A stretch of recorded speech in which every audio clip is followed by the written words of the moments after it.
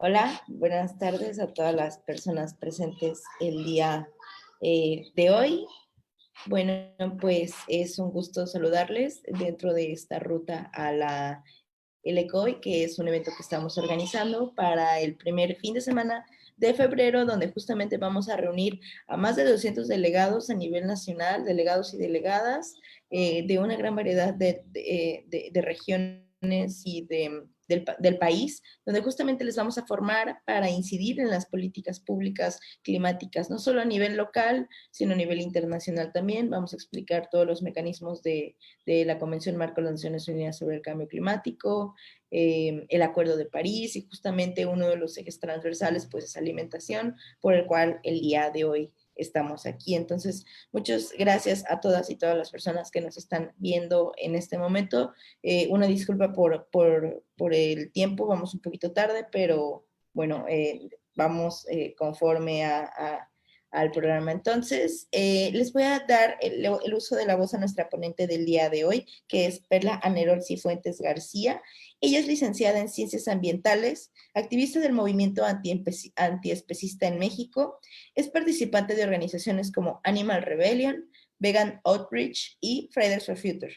Además, es cofundadora del Plan por la Liberación Animal, responsable del proyecto de divulgación Emociones y Alianzas en la Defensa Animal, autora de artículos y material de difusión sobre antiespecismo, cambio climático, dietas vegetales y antinatalismo. Entonces, le vamos a dar el uso de la voz a nuestra ponente de honor. Muchísimas gracias, Perla, por estar aquí, por acompañarnos en la ruta a la LECOI, y en la LECOI sabemos que también nos vas a estar acompañando. Entonces, gracias, Perla, y te doy el uso de la voz. Adelante. Muchas gracias, Arabel y Darío, por la invitación. Voy a compartir mi pantalla. ¿Sí la pueden ver ya? Sí, listo. Perfecto. Bueno, la verdad es que esto fue un poco improvisado, así que por favor, ojalá me puedan avisar cómo voy de tiempo. Y bueno, obviamente el tema de la alimentación sustentable es bastante amplio, implica bastantes áreas, desde la forma de producción, la forma de transporte, o sea, es un tema bastante complejo, y esta presentación se enfoca sobre todo a la importancia de la transición a un sistema alimentario basado en plantas. Entonces, pues eso, como que quisiera enfatizar que esto va muy centrado a una de las partes que implica la alimentación sostenible. No es el todo, pero sí es un área muy importante y urgente. Y bueno, voy a empezar hablando con un enfoque más desde la salud, porque finalmente la sostenibilidad es algo que no solamente impacta como a nivel ambiental o ecosistémico, sino que obviamente va vinculado con las cuestiones sociales, económicas y por supuesto de salud humana, y bueno, hay un montón de interconexiones. Luego ya hablar específicamente de los impactos más ecológicos, ¿no? O ambientales en ese sentido de la alimentación, luego de aspectos éticos, bioéticos, y finalmente algunas propuestas tanto a nivel individual como colectivo. Y bueno, hay dos acercamientos a la salud que creo que son muy urgentes, sobre todo en este momento de pandemia, que es, por ejemplo, el enfoque de salud planetaria, en el cual se afirma que la salud humana está totalmente vinculada a la salud pues del planeta, de los ecosistemas, y que para lograr la salud y bienestar pues global tenemos que atender a todos los sistemas, tanto políticos, económicos, sociales, que influyen pues en el futuro de la humanidad, y especialmente los que afectan los límites planetarios, ¿no? Y que dentro de los límites planetarios sabemos que los que más hemos rebasado, los que más hemos pues sí, roto de alguna forma, son el tema de cambio climático y también la pérdida de especies, la pérdida de biodiversidad. Y que pues bueno, justo eso se refleja en pandemias y enfermedades como la que estamos padeciendo actualmente. Otro enfoque es el de una sola salud, en el cual se enfatiza no solo este vínculo entre la salud humana y los ecosistemas del planeta, sino que además pone el foco con los otros animales, cómo la salud de los otros animales, los animales no humanos, está completamente vinculada a nuestra salud.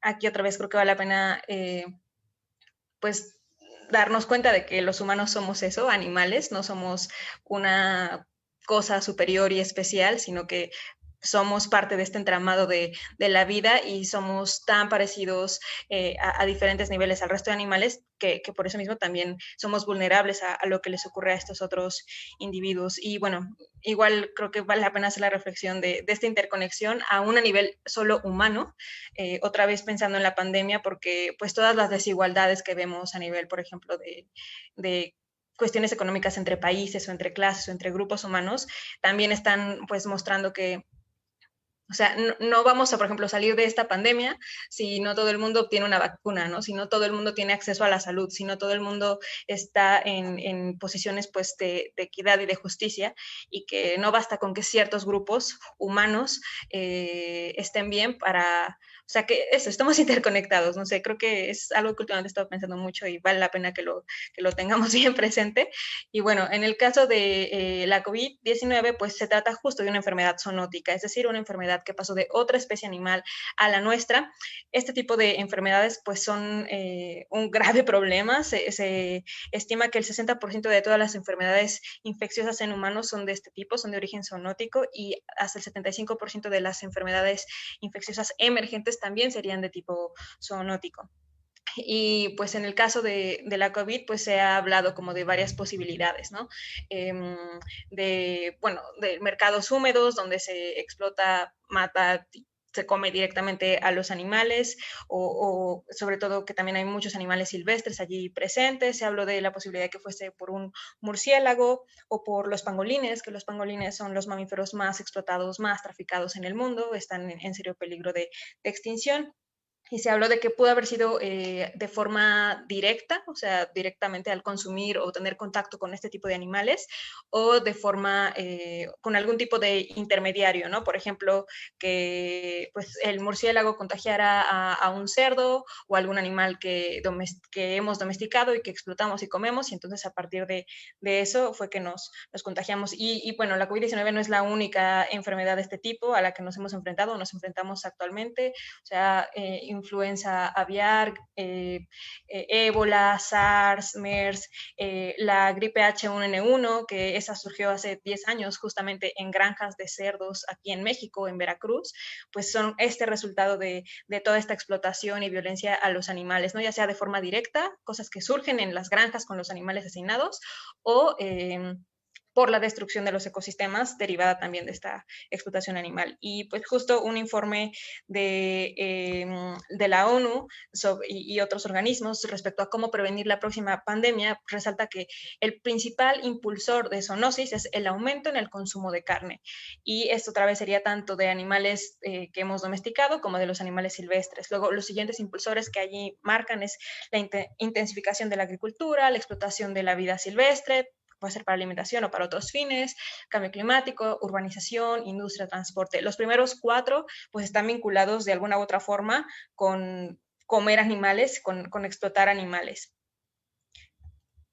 Y bueno, igual solo para terminar con esta parte de la salud humana y estos vínculos con la explotación animal, pues resulta que comer animales está vinculado con las mayores causas de muerte en el mundo, como infartos, diabetes tipo 2, varios tipos de cáncer, las cuales en México también son muy altas y han sido el tipo de enfermedades previas, ¿no? Como comorbilidades que han generado que la COVID genere más muertes y más daños. O sea, la alimentación es muy importante a diferentes niveles, y también está la amenaza de las bacterias súper resistentes, que es un tema que no solo se soluciona con pues, este control de los antibióticos que directamente tomamos, sino también tomando conciencia de las enormes cantidades de antibióticos que se les dan a los animales que pues, son explotados para la alimentación. Y bueno, ahora sí, ya centrándonos en estos impactos ambientales, pues resulta que el consumo de animales es la actividad humana que más contribuye a la pérdida y extinción de especies, a la deforestación, al cambio de uso de suelo, a la generación de zonas muertas en los océanos, invasión de especies, contaminación de desechos plásticos en los océanos y al cambio climático.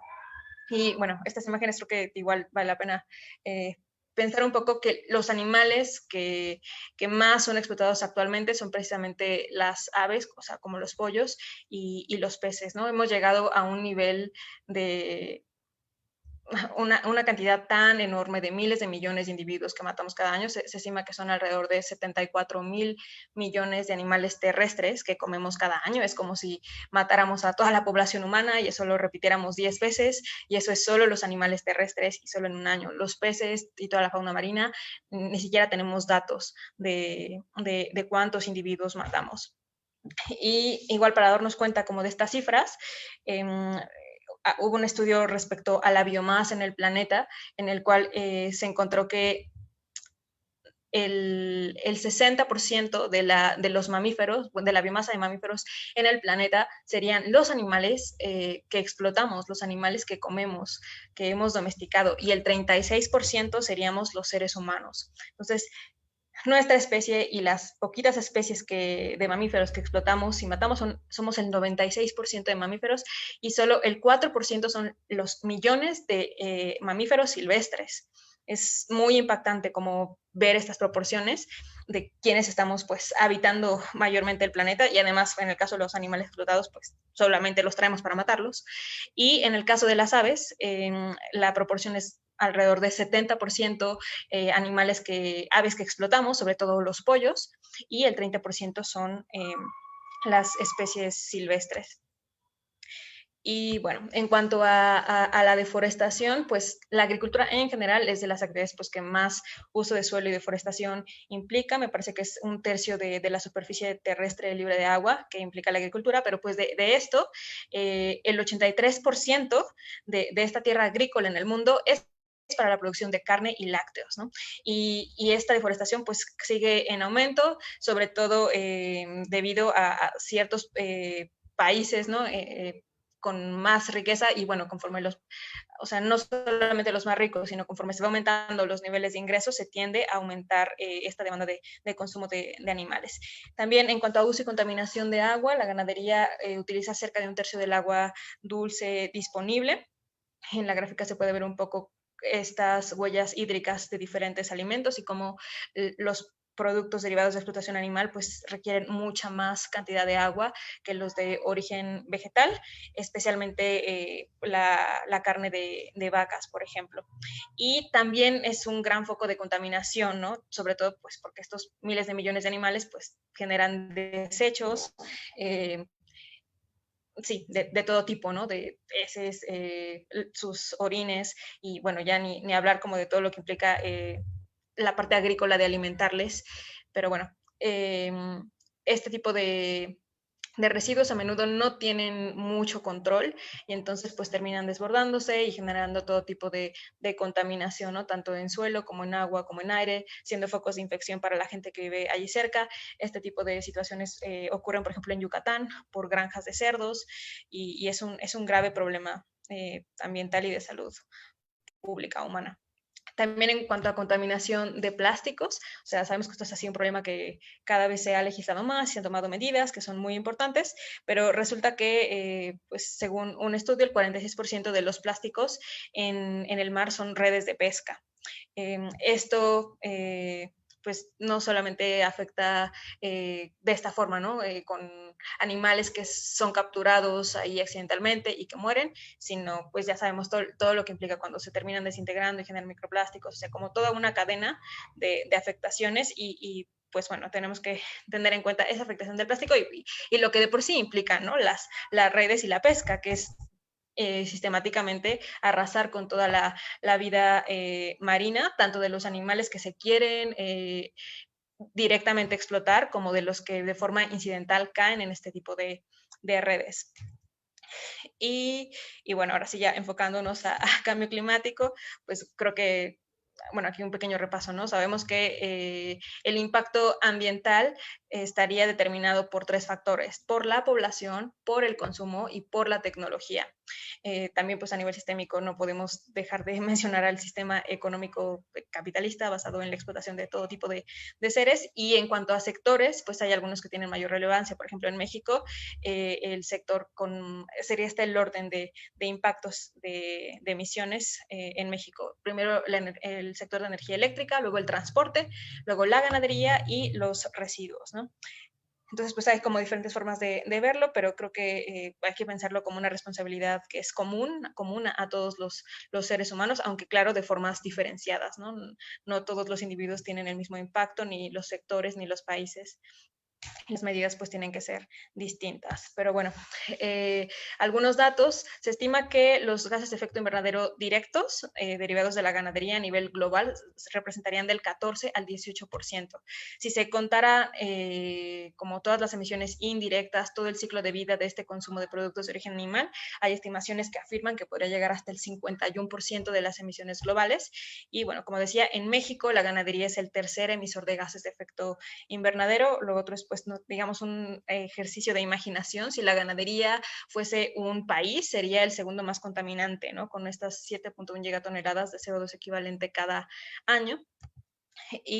Pues bueno, por eso mismo hay diferentes estudios que lo han evaluado, por ejemplo, a nivel individual.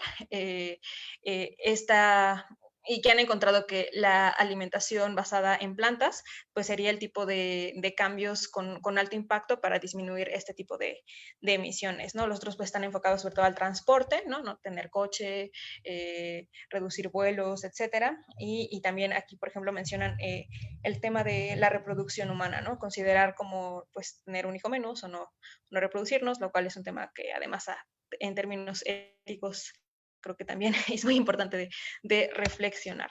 Y bueno, igual acá otra gráfica como para darnos una idea de, por ejemplo, la cantidad de gases de efecto invernadero de diferentes tipos de alimentos, que se ve que otra vez la carne de vaca, así como con la huella hídrica, es de las que tiene en este caso más emisiones.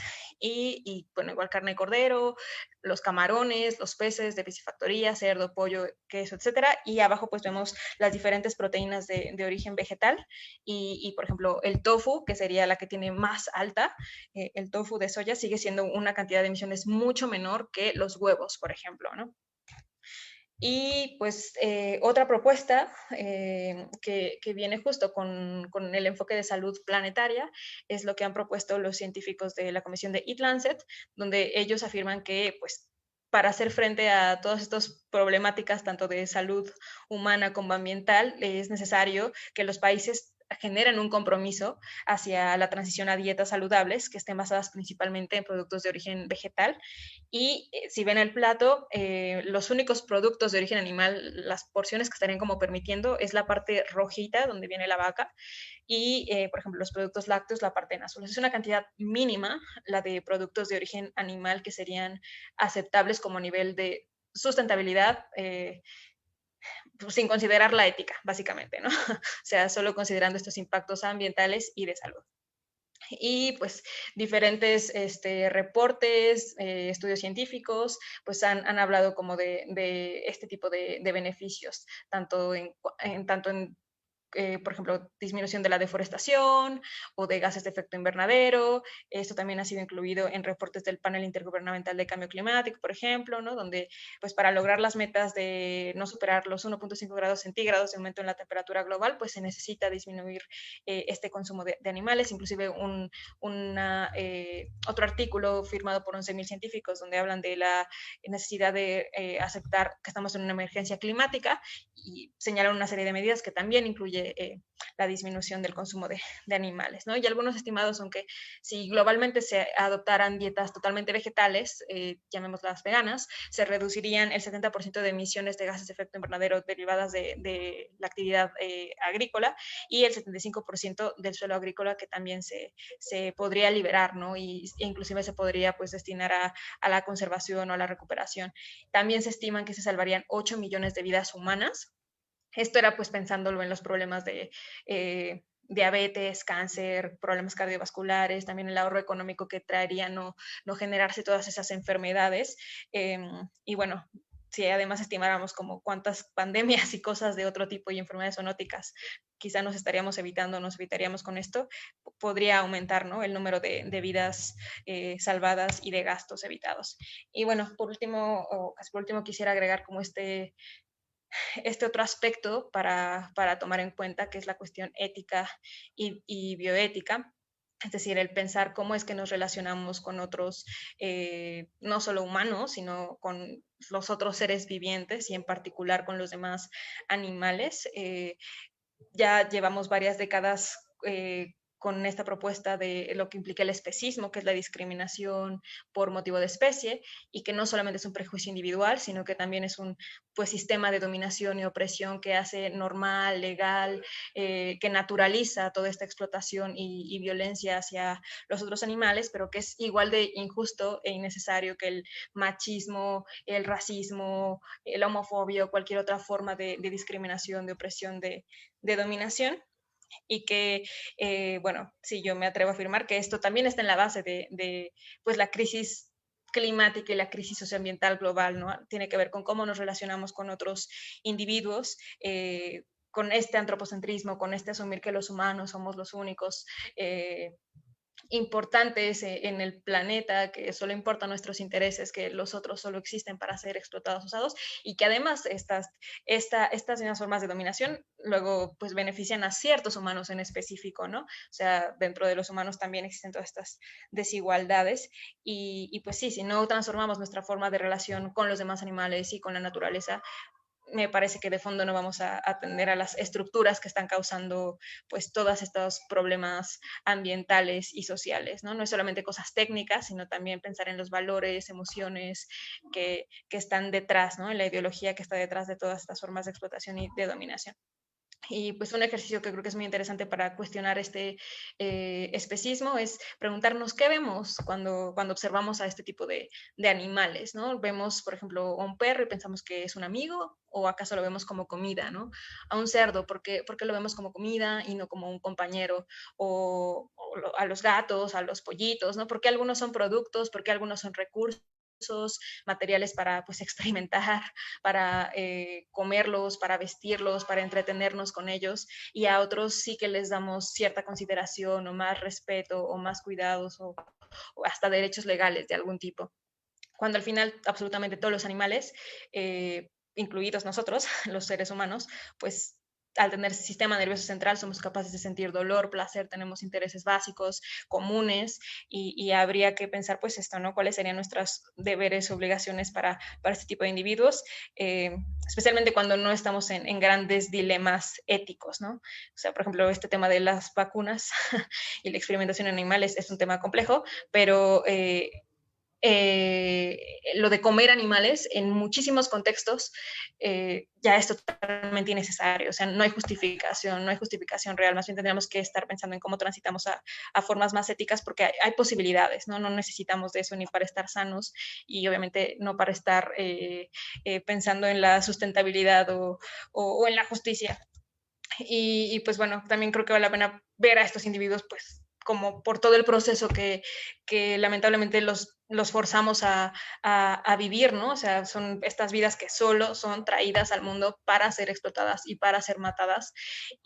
Pues no sé, creo que hay que tenerlos en cuenta, no son productos, no son cosas, por más que veamos solo los pedazos de sus cuerpos o sus fluidos o sus secreciones, pues detrás de esto estaban estos individuos y creo que les debemos eso, pensar en ellos y cómo transformar la situación, no solo para beneficio humano y por el planeta, sino también por justicia para ellos.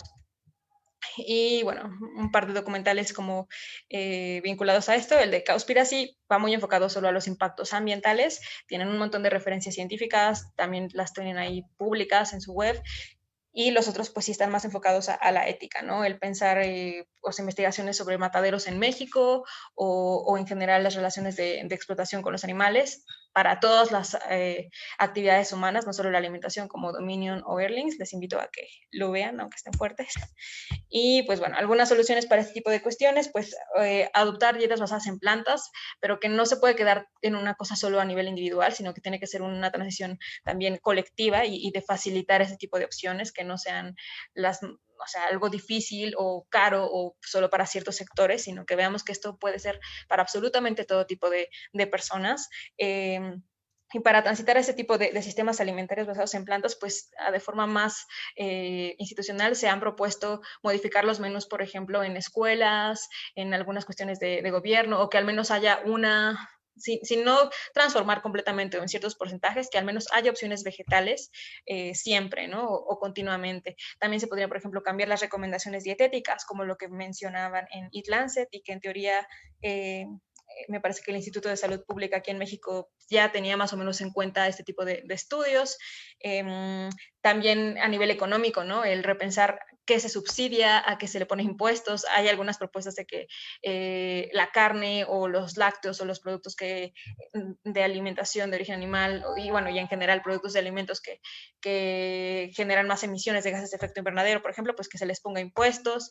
Vi apenas una nueva propuesta de esto del C40, de estas 40 ciudades como comprometidas con temas de cambio climático, donde justamente encontraron que el 13% de sus emisiones de estas 40 ciudades estaban vinculadas con la alimentación, pero de todas esas emisiones, el 75% eran directas de la explotación de animales, bueno, del consumo de productos de origen animal. Entonces, se supone que para el 2030 tienen la meta de que justo estas 40 ciudades, donde por ejemplo está incluida Guadalajara, de aquí de México, pues se promueva la dieta de salud planetaria de Eat Lancet, que es con muy bajos productos, muy bajo consumo de productos de origen animal.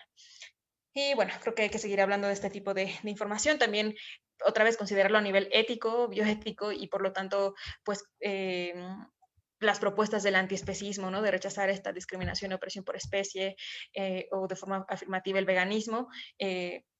Vale mucho la pena, ¿no? Que nos posicionemos y que no le tengamos miedo pues sí, a hablar de esto y asumir una posición, pues, de justicia con el resto de animales, así como creo que hay que asumirnos, no sé, feministas, antirracistas, etcétera. Y pues, por supuesto, también hacer activismo como en diferentes espacios, ¿no? Esto sí es muy de...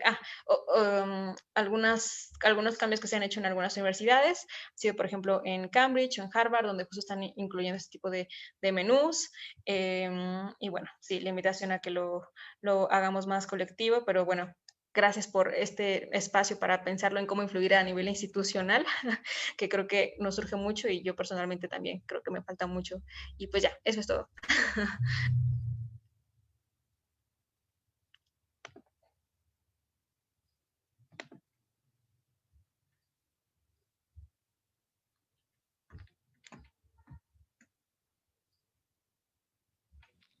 Ay, bueno, iba a contestar Darío, pero está bien. Perla, muchísimas gracias por tu exposición. Definitivamente es algo que que más bien hemos intentado comunicar desde el espacio de las juventudes, porque, por ejemplo, cuando yo tuve la oportunidad de ir a la COP, no había menú vegano. Y ahí dentro ¿cómo se llama? Del edificio grande, del hall, pues había un Burger King. Entonces, imagínate cómo nos veíamos todas las personas que estábamos ahí dentro buscando ir a esos espacios de incidencia internacional, y las opciones de alimentación que habían eran esas. Entonces, sí es algo que creo que desde Juventudes hemos intentado compartir desde estos espacios, porque también antes casi no relacionaban el tema del veganismo con la alimentación. Pero bueno, muchísimas gracias, y abrimos el espacio a unas preguntas. Aquí ya tenemos algunas generadas, pero también quiero dar aquí el uso de la voz. Si alguien aquí presente quiere, María o Mariana, quisieran hacer un comentario o ¿cómo se llama? Alguna intervención, pues sería ideal. También, Darío, por si tú quieres comentar algo, este es el espacio en lo que yo saco las preguntas.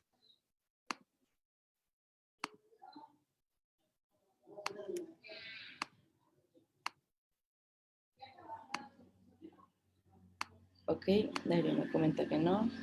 Y, yo quisiera, ay, perdón. Sí, adelante, adelante. Hola a todos. Muchas gracias por la plática, Perla. Yo quería preguntar, bueno, o sea, a mí me mete ruido qué pasaría con todos los animales que están como para ganado. O sea, solo haciendo como un supuesto de, imaginemos que se cambia muchísimas personas a dieta basada en plantas, ¿qué pasaría con esos animales? Ok, bueno, supongo que es un poco porque lo estamos imaginando, o lo estarás imaginando, como un cambio inmediato, ¿no? O sea, de mañana ya nadie come animales y entonces, ¿qué hacemos con estos 74,000 millones de animales, ¿no?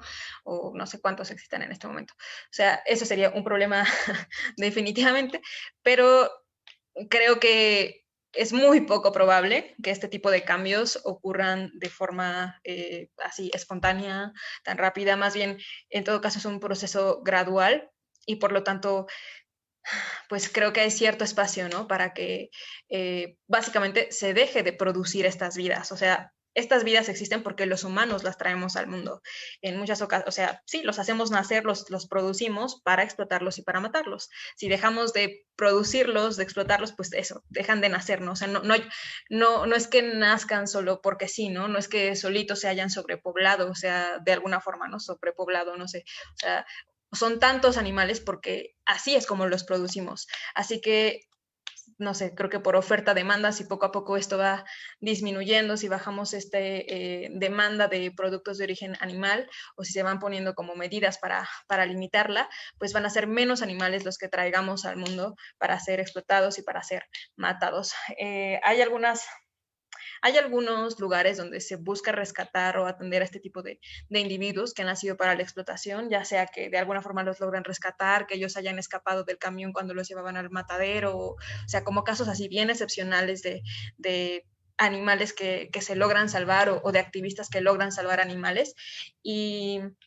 Y pues para eso hay, pues sí, como refugios, santuarios con animales explotados, pero son muy pocos los individuos que están en esas condiciones y yo lamentablemente no creo que eso pueda ser como la norma, pero sobre todo no creo que estos cambios puedan darse de forma inmediata. Creo que los animales que ya nacieron, lamentablemente, pues los vamos a matar, o sea, no creo que haya mucha solución para eso y que más bien el punto es dejar de producirlos, dejar de traerlos al mundo.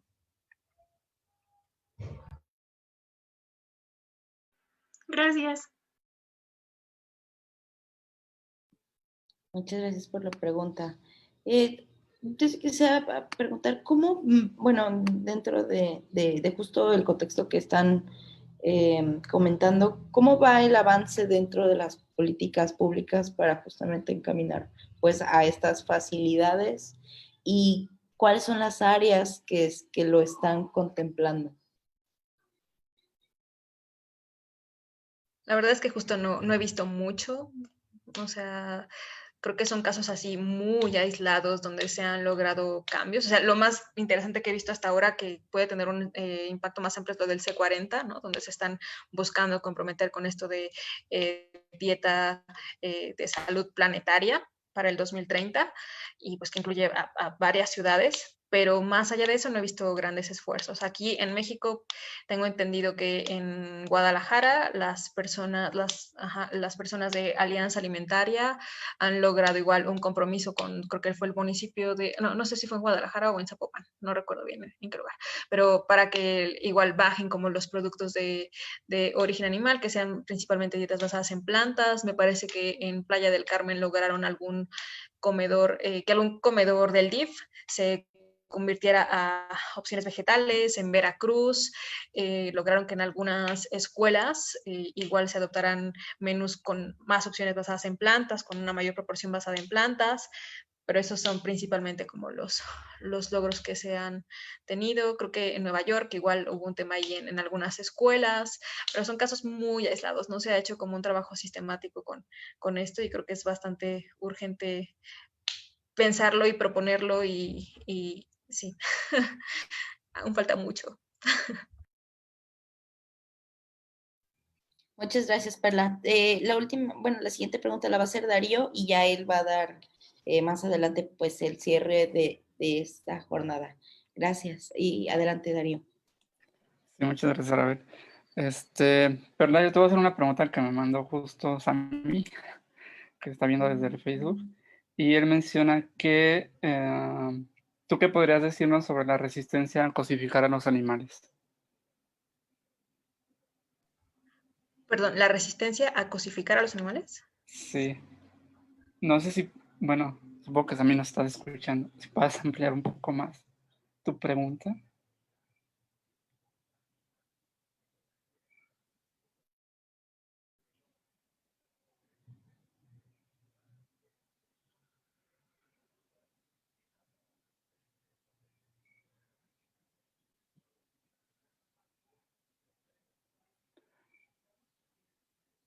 pues no. Bueno, es lo que quizás responde. No sé si hay alguna otra pregunta aquí mismo en el Zoom. Si no. Ok, ya. Dice que se refiere a esta cuestión de que siguen cosificando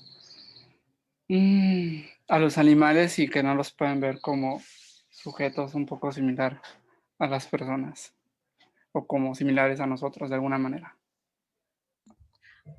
Bueno, o sea, es que creo que lo que no entendí era la primera parte, pero ok, intentaré decir algo al respecto. Pues sabemos que es un proceso cultural, ¿no? O sea, se nos ha enseñado que ciertos individuos merecen algún tipo de respeto, ¿no? Y esto cambia eso en cada sociedad, en cada cultura, en cada momento. Por eso el tema, por ejemplo, con los perros, ¿no? O los gatos, que aquí no los comemos, ¿no? Inclusive les damos derechos y en otros espacios pues es normal comerlos, ¿no? Y eso aquí nos llega a indignar, por ejemplo, nos da asco incluso, nos genera repulsión imaginarnos comernos un perro, pero pues no pensamos así cuando comemos una vaca o cuando comemos un pollo, un cerdo, un pez, y pues creo que está así ese factor ahí cultural, también a nivel como psicológico y en particular con el consumo de carne de animales, se ha hablado de la disonancia cognitiva de la paradoja de la carne, es decir, esta contradicción que muchos individuos viven entre, por un lado, pues creer que los animales merecen respeto, inclusive quererlos, ¿no? Tener algún tipo de lazo así, y sin embargo también disfrutar y querer comer carne, ¿no? Y ante esta contradicción, a menudo lo más cómodo, lo más fácil es pues cambiar la forma en la que pensamos, ¿no? Generar algún tipo de estrategia para sentirnos cómodos con nuestra acción, en lugar de pues eso, cambiar el comportamiento y dejar de comer animales. Y las típicas como respuestas, excusas que nos ponemos es el decir, pues es que es normal comer animales, es natural, es necesario. Esto de normal, natural, necesario también se ha usado para justificar otras formas de dominación, otras formas de opresión, ¿no? Para mujeres, población LGBT, personas racializadas, etcétera. Y el otro argumento con el que se justifica este consumo es simplemente el placer, ¿no? O sea, sabe rico, me gusta y priorizo mi placer frente a lo que, pues sí, el daño, el sufrimiento, la injusticia, el cambio climático o las enfermedades que esto implica. Y pues bueno, es algo complicado, pero creo que, pues sí, hay formas como de intentar cambiar estos hábitos, de hacernos conscientes de cómo estas decisiones están afectando a otros individuos y pues también replantearnos como el tema de, pues eso, de asumir que hay una división tan tajante, que hay un binarismo entre humanos y animales y más bien reconocernos a nosotros como animales también, que no somos tan diferentes, no en las cosas básicas, no en nuestra capacidad de sentir, en nuestra capacidad de sufrir, en muchos de nuestros deseos más básicos y que nosotros como humanos sí que tenemos alternativas para no pues perpetuar toda esta violencia, explotación y destrucción ambiental y de todo tipo. Pues muchas gracias, Perla, por el tiempo que te tomaste para dar esta presentación. Y pues bueno, también agradecerles a los participantes que estuvieron en el Zoom y las personas que han estado siguiendo la transmisión vía Facebook. Y bueno, les pedimos una disculpa a los participantes por el problema de los enlaces, pero les pedimos que pues continúen con los siguientes webinars. Hay uno a las 7 sobre salud y transporte. Y pues bueno, con esto cerraríamos la sesión de alimentación. Muchas gracias.